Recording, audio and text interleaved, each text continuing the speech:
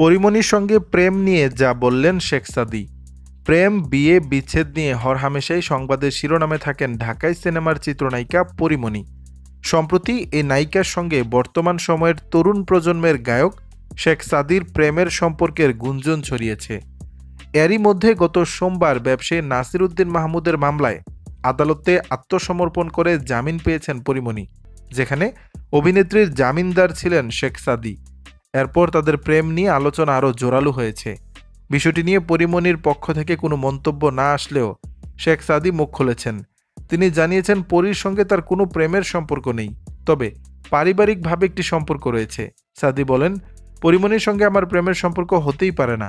পারিবারিকভাবে আমাদের বোঝাপড়া ভালো।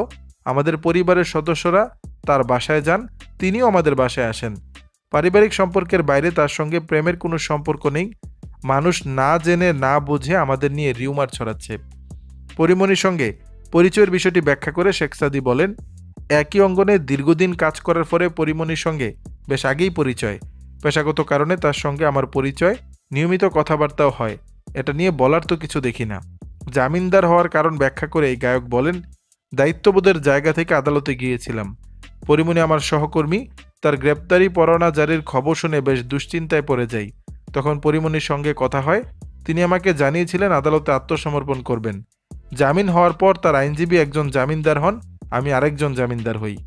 দর্শক, বিষয়টি নিয়ে আপনাদের মতামত জানাবেন নিচের কমেন্ট বক্স।